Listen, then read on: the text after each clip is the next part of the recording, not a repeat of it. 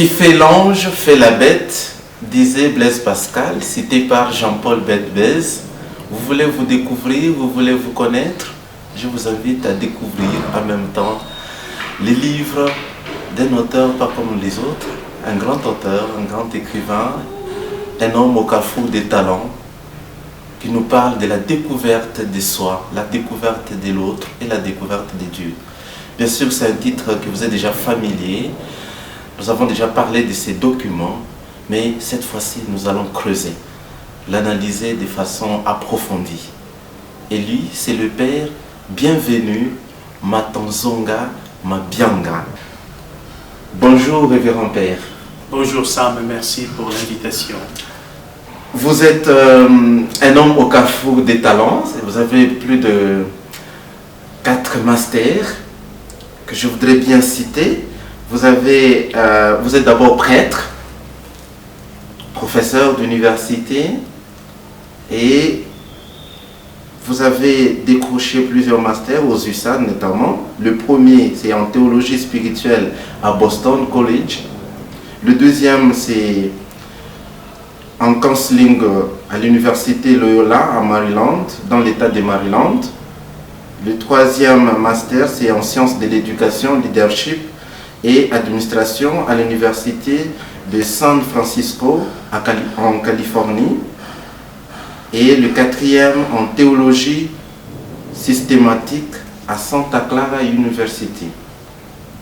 Donc vous avez été ordonné prêtre en 2006 à Kinshasa, et puis vous avez enseigné successivement à l'université Hekima College de Nairobi, à Maria Malkia de Lubumbashi, à l'Institut de théologie de la Compagnie de Jésus, où vous avez été secrétaire général académique.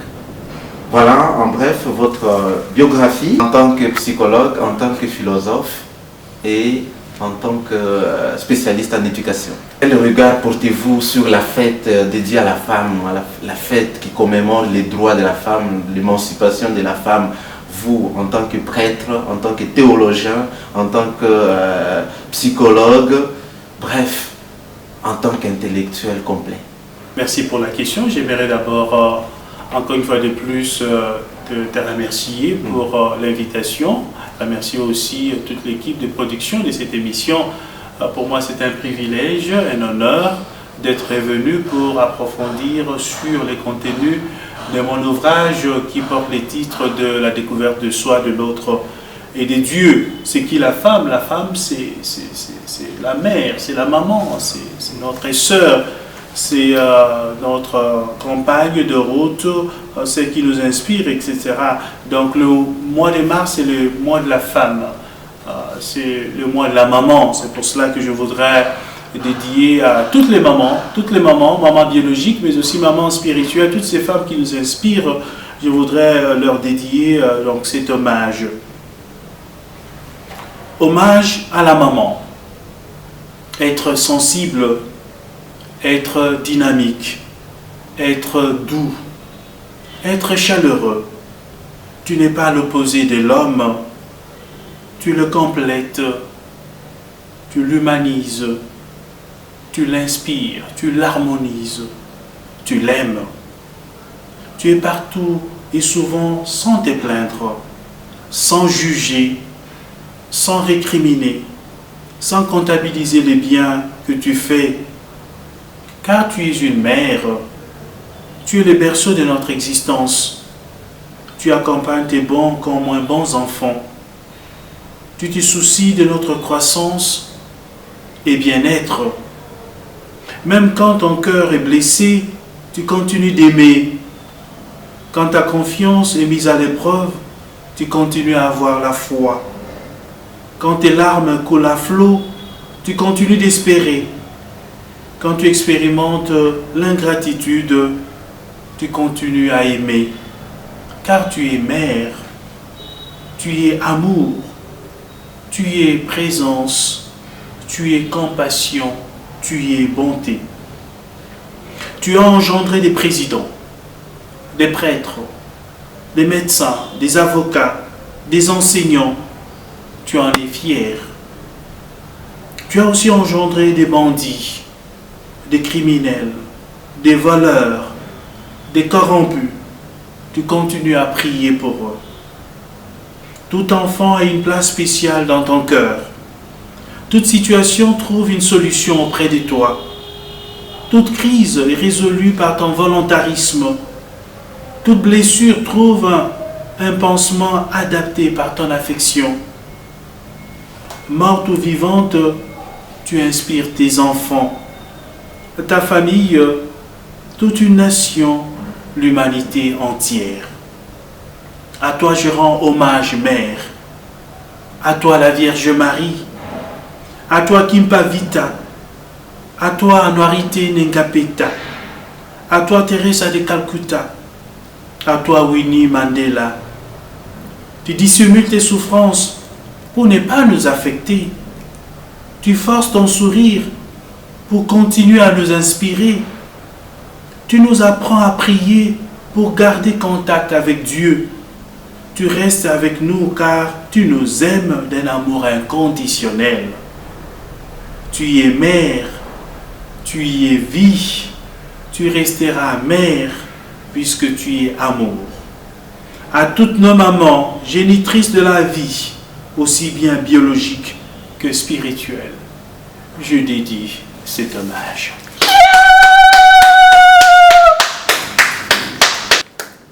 Merci beaucoup, Révérend Père, pour ces beaux poèmes dédiés à nos mamans, à nos mères, à nos veuves, à nos filles, à nos petites sœurs, à nos jeunes, à tous les gens féminins.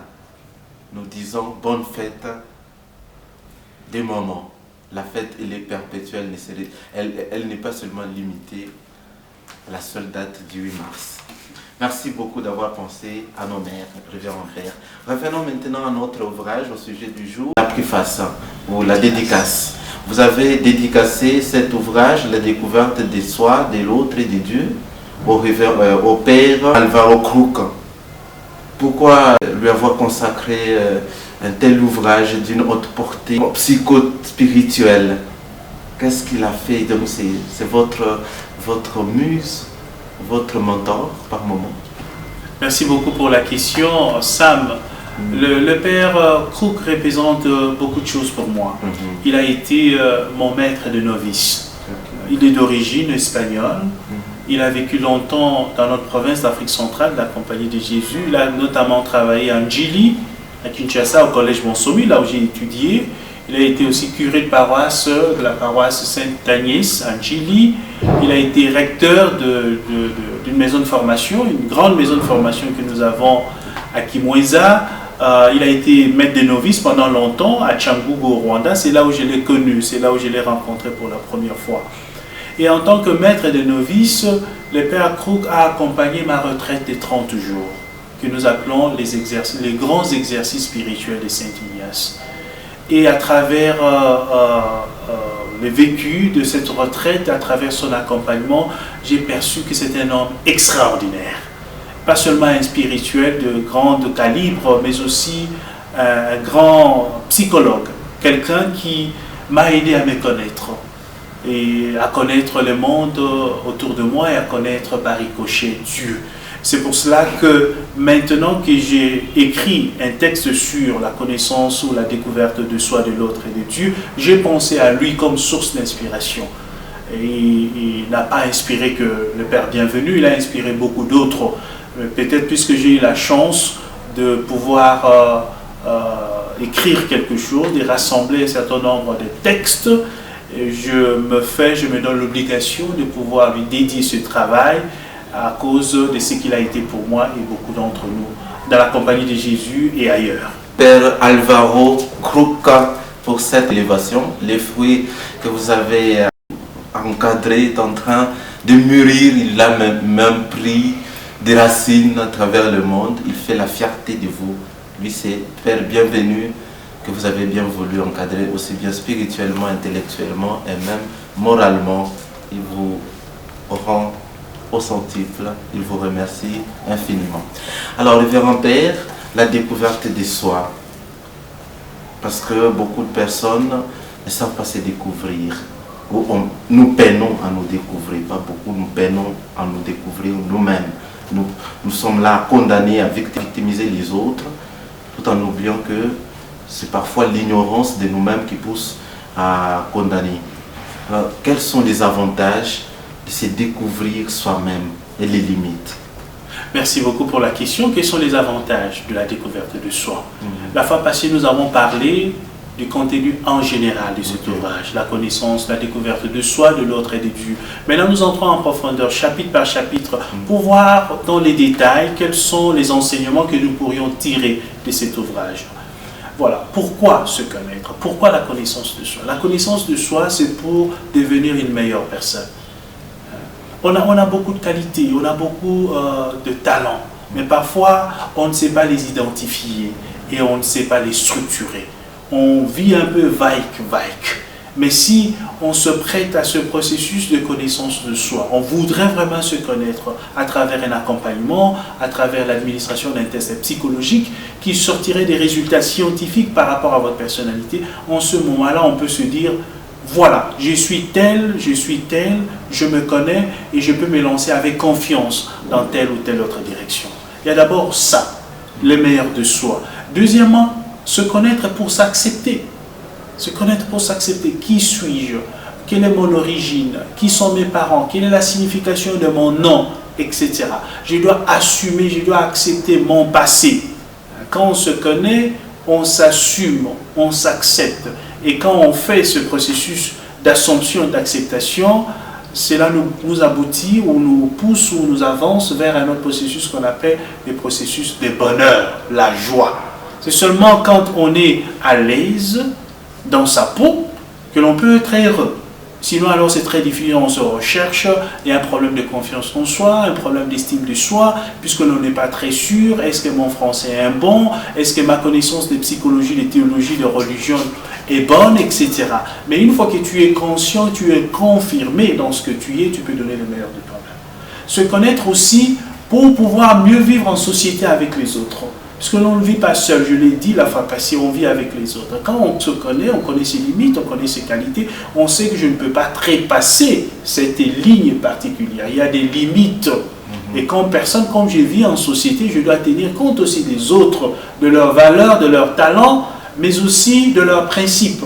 J'ai des principes, ils ont aussi des principes. Quand je me connais, je sais où je dois arriver, ce que je peux faire, évidemment, pour pouvoir vivre dans une sorte d'harmonie avec les autres.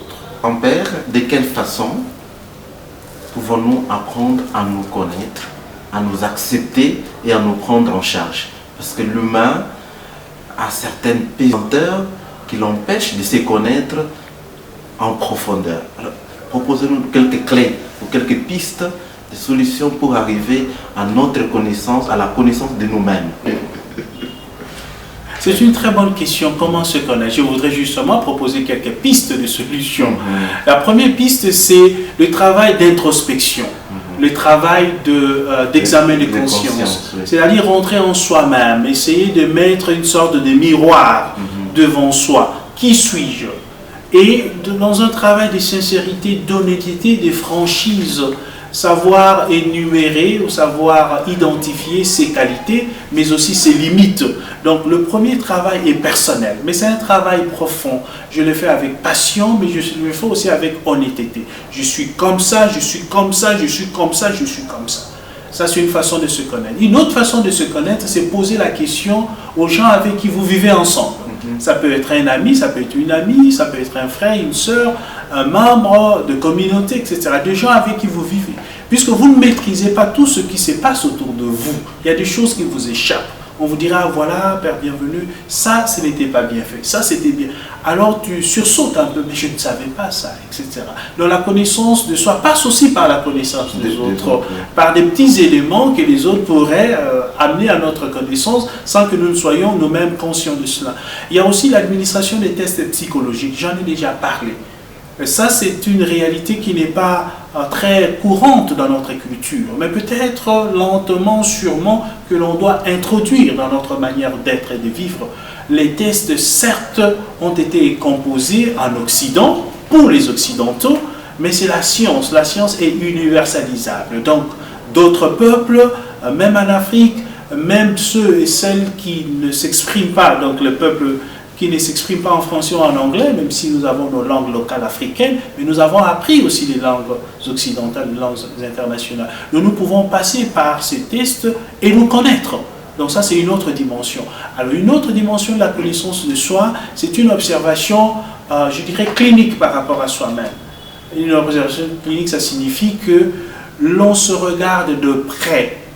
Par exemple, quand je célèbre la messe, quand je commence, comment est-ce que je le fais? Quelles sont mes attitudes comportementales au début de la messe, au milieu de la messe et à la fin de la messe? Ça, c'est de l'ordre de ce qu'on appelle la psychométrie. Mesurer mon comportement, mesurer mes attitudes, etc. Et ensemble, quand on les met ensemble, on a une idée plus ou moins parfaite de la personnalité du Père bienvenu. Et les traits physiques de sa propre personne qu'on doit essayer de visualiser, mais encore faut-il en avoir la capacité, où il faut une orientation.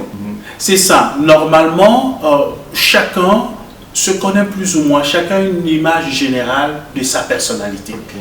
Mais cette image peut être erronée aussi. Hein? C'est-à-dire qu'on a une image avec erreur de sa personne. C'est pour cela que le travail d'introspection est important. L'introspection comme méthode, elle est importante. Là, on s'est dit, j'ai fait ce travail, mais alors de manière impartiale. Je voudrais vraiment me connaître davantage. Et si je ne parviens pas à le faire seul, j'implique les autres dans le processus. Les amis, les frères et sœurs, les connaissances. Moi, je pense que je suis comme ça. Qu'en pensez-vous? Hein? Ça s'appelle, c'est une technique, c'est une méthode qu'on appelle la confrontation. Mes informations sur moi-même, ainsi que les informations des autres sur moi. Il y a un travail de confrontation. Peut-être qu'on peut trouver un modus vivendi. Peut-être qu'on peut trouver un consensus sur ma personne. Si on trouve ces consensus, tant mieux. Mais si on ne trouve pas ces consensus, alors on passe par un test psychologique. Puisque celui-là, il est impartial. Il est essentiellement scientifique. Et il me dira qui je suis, quels sont les traits majeurs de ma personnalité, quel est mon type de personnalité, etc. Mais les informations recueillies ou provenant des autres peuvent être teintées d'hypocrisie ou de double standard.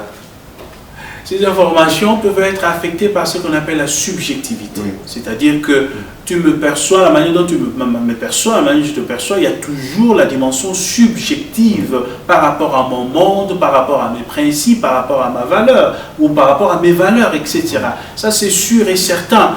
Mais quand 2 ou 3, 4, 5 personnes parlent la même chose, on doit peut-être se dire que non, cette information particulière sur moi, peut-être que ça correspond vraiment à ma personne. Alors on doit faire un travail de creuser, on doit creuser davantage, on doit discerner davantage sur la chose. Peut-être que je suis comme ça, peut-être que je ne suis pas comme ça. Okay.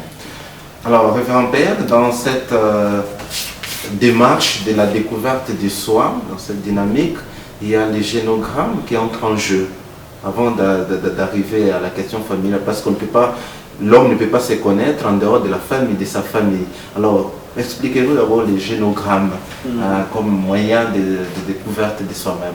De quoi s'agit-il concrètement? Les génogrammes, c'est un diagramme familial. Ça te permet de connaître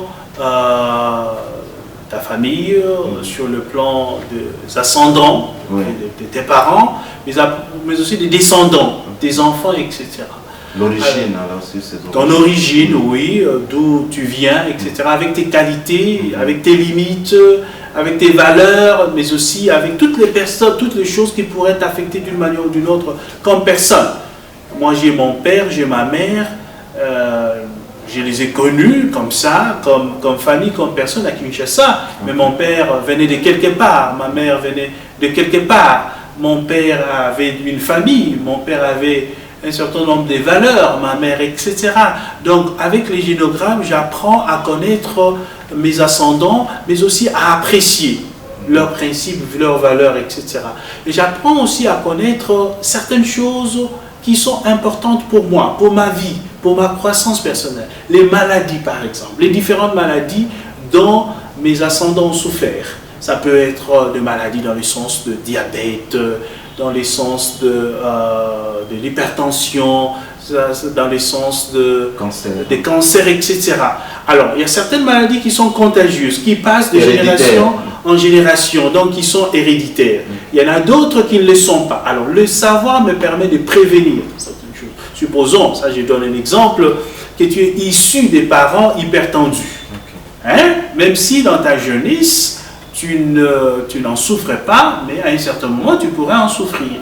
Et puisque tu le sais, tu pourrais en parler avec le médecin, etc., pour pouvoir limiter les dégâts ou carrément prévenir ces genres de maladies et autre chose.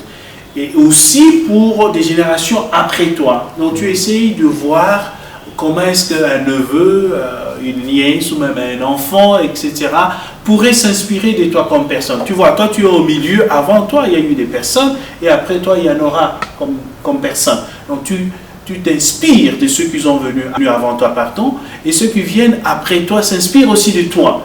Donc c'est un travail familial qui se pose, c'est un travail d'inspiration qui se fait, c'est un travail d'appréciation mutuelle qui se fait. Alors, une fois que tu connais ça, tu es, je dirais, enraciné sur des valeurs sûres, des valeurs culturelles, des valeurs morales, des valeurs personnelles, des valeurs spirituelles, etc. Père, justement, en parlant des traits physiques, dans votre ouvrage, notamment à la page 18, vous avez évoqué le poids, la surveillance de son poids, de sa taille. Est-ce que j'accepte ma taille, j'accepte mon visage, j'accepte ça? Alors, cette découverte de soi-même passe par toutes ces acceptations-là multiformes. Accepter ces traits physiques est un élément très important de mon bonheur en général, pour être heureux. Il faut s'accepter. Je suis grand détail aujourd'hui puisque mon défunt père était grand détail. Ma mère est petit détail, par exemple. Le poids, par exemple, ou le surpoids, etc. Il y en a qui ont un poids normal, il y en a d'autres qui sont un peu plus forts ou un peu plus fortes, etc. Et l'obésité est un problème médical, un problème de santé normale, mais aussi ça pourrait avoir de l'impact sur le plan mental. Donc, accepter son poids est une chose très importante, mais on peut y travailler. Aujourd'hui, on peut y travailler. Il y a des exercices physiques qu'on peut faire. Il y a aussi les régimes qu'on peut suivre, qu'on peut respecter pour pouvoir garder un poids normal. Grâce à la diététique. Par exemple, les régimes, la diététique, etc. Il y a un suivi dans ce sens-là. C'est vrai que dans notre contexte africain, avoir un peu de masse, de poids, donne l'impression qu'on est en bonne santé. Mais cette théorie est en train d'être dépassée. On se rend compte que nous y croyions peut-être il y a quelques années ou il y a quelques temps. Ce n'était qu'une impression. Ce n'était qu'une impression, mais maintenant on se rend compte que avoir un surpoids, ça peut affecter ta santé, etc. Ça affecte ta santé, mais aussi ça affecte d'autres dimensions de ta vie. Tu ne sais pas bien marcher, tu dors trop, puisque tu veux garder ton poids, tu manges de manière exagérée, etc. Et ça ne te permet plus de donner le meilleur de toi-même. On parle du poids, du surpoids, on parle aussi de la couleur de la peau. Mon feu père, le défunt père, je le dis, déjà il était foncé, il était noir, ma mère est brune aujourd'hui, je suis plus ou moins brun, je l'ai eu de ma mère, mais c'est des choses que je ne peux pas maîtriser. C'est des choses que je ne peux pas maîtriser. Aujourd'hui, les gens, je l'ai dit dans mon livre, utilisent la lotion à base de l'hydroquinone et c'est répandu dans notre pays. C'est un comportement à décourager, puisqu'on voudrait être un peu plus brun, on voudrait être un peu café au lait, etc. Peut-être qu'en étant proche du blanc, on est supérieur, on ne sait pas, etc. Ça, c'est des idées erronées sur la vie. Et les gens ne devraient pas continuer dans ce sens-là. C'est pour cela que j'insiste pour que les gens s'apprécient, tels qu'ils sont. Si tu es noir, tu as reçu ce don des dieux d'être noir, il faut simplement entretenir ta noirceur, mettre des lotions qui iraient dans le sens de la couleur de la peau et non pas t'aventurer à entrer dans un processus qui, à la longue, va t'affecter aussi bien physiquement que psychologiquement. Il arrive des fois que, je ne sais pas, je parle bien des intellectuels qui refusent d'accueillir certains ordres de leurs supérieurs, sous prétexte qu'ils sont plus intelligents que leurs supérieurs et tout. Alors, le refus d'accueillir les ordres peut-il constituer la cause de notre orgueil, de nous-mêmes, ou ça nous enferme dans une espèce d'ignorance éternelle. La question d'autorité est sensible. Il y a une maxime qui dit que pour être leader, on doit d'abord accepter d'être sous les ordres de quelqu'un. Et on doit bien les faire, suivre les ordres. Pour ceci, on fait cela. Tu peux avoir une opinion contraire à l'opinion qui est émise, mais tu suis ça d'abord. Ton temps viendra s'il doit venir. Et puis, dans chaque société, il y a des principes. Si les principes disent qu'on doit suivre ce que les responsables ou les leaders disent, toi, tu ne peux pas aller à l'encontre des principes qui sont établis dans une société. Donc, ce qu'il faut faire, l'orgueil ou le point de vue personnel ne compte pas beaucoup. Il peut être soumis durant les processus de discernement. Mais une fois que la décision est prise, nous tous, nous devons nous liguer autour de la personne d'autorité pour pouvoir exécuter ces décisions qui ont été prises. Père, la découverte de soi passe aussi par la capacité à se forger une personnalité. Mais par quel mécanisme peut-on parvenir à s'étayer une personnalité forte? Est-ce que ça s'impose ou c'est un effort de longue haleine? C'est un processus. Un processus, c'est vrai que nous sommes issus de nos parents, nous recevons quelque chose. Au niveau de la famille, déjà comme enfants, nous apprenons quelque chose, nous allons à l'école, nous apprenons beaucoup de choses, l'école primaire, secondaire, à l'université. Et une fois que nous sommes établis dans la société, nous avons la famille, ou nous sommes dans une communauté religieuse, là aussi nous apprenons beaucoup. Ça consolide déjà l'ossature de la personnalité que nous avions. Mais la personnalité est composée, selon un grand psychologue, un grand psychothérapeute et psychanalyste, Sigmund Freud, de 3 instances. Et tout tourne autour de ces 3 instances. Il y a les ça, il y a le surmoi et le moi. Quand on parle aujourd'hui de la personnalité, la théorie, la personnalité mondialement, on se réfère à ces théories, à ces instances de Sigmund Freud. La première instance, c'est les ça. C'est quoi les ça? C'est les pôles des instincts ou de l'instinct. C'est des choses qui nous affectent. C'est la dimension animale de l'homme. Si on ne mange pas, on meurt. Si on ne boit pas, on meurt. Et s'il n'y a pas de relation sexuelle, il n'y a pas de progéniture. Donc ça, c'est le niveau que nous partageons avec les animaux. La différence qu'il y a entre les animaux et nous, c'est que nous avons une raison. Nous sommes capables de réfléchir, nous sommes capables de discerner, nous sommes capables de refuser certaines choses qui nous sont imposées par le sang, par la nature, etc. Par les instincts. Alors, la deuxième instance, c'est le surmoi, c'est que nous apprenons dans la société. L'éducation reçue des parents, des amis, des frères et sœurs, de l'école, de l'église, etc. L'église joue un rôle important. Moi, je suis prêtre, je suis jésuite depuis l'âge de 17-18 ans. Je n'ai vécu que dans cet environnement religieux. Donc, ma personnalité est forgée par mon appartenance à la vie religieuse, à la compagnie de Jésus, mon ordre religieux, etc. Toi, tu as été dans une école de sœurs de pureté, par exemple. Tu as été imbibé de cette spiritualité des sœurs de pureté, et puis tu as fait beaucoup d'autres choses, et ta personnalité est aussi affectée par toi. Il y a aussi la situation sociopolitique. Nous sommes d'une certaine génération, je suis de la génération du maréchal Mobutu, par exemple, avec les mouvements populaires de la Révolution. Je me souviens quand nous étions jeunes, nous chantions avant de commencer le cours, à la gloire du guide de la Révolution, etc. Cela nous a marqué d'une manière ou d'une autre. Et puis il y a encore autre chose, il y a le climat, il y a l'environnement, etc. À Kinshasa, généralement c'est un climat chaud qui affecte votre personnalité. À Lubumbashi, c'est la chaleur, c'est aussi le froid, etc. C'est les deux, ça doit se combiner, etc. Ceux qui sont nés, qui ont grandi en Occident, par exemple, là où il y a l'hiver, par exemple, leur personnalité y est aussi affectée. Ça, c'est un point sur lequel nous devons insister. Et puis, il y a le moi. Le moi, c'est le pôle du discernement, c'est le pôle de décision. Quand on dit que quelqu'un n'a pas de personnalité, ou quand quelqu'un est malade psychologiquement ou mentalement, c'est que son moi est affecté. La personne n'est pas capable de mettre un bon jugement, n'est pas capable de faire un bon choix.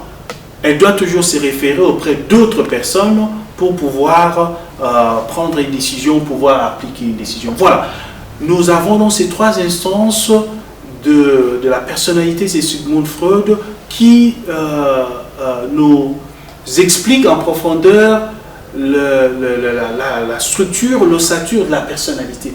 Alors ça s'interpénètre. Il y a des expériences que l'on fait, il y en a qui ont été timides au début dans leur jeunesse, avec l'expérience ils deviennent des bavards, etc. En général, vers 18 ans, vers 20 ans, on a déjà une certaine personnalité. À moins qu'on ait des expériences particulières, des expériences sérieuses.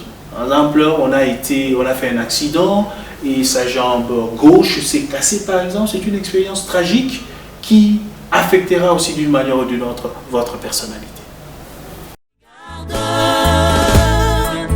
Je te dirai ce que tu deviens.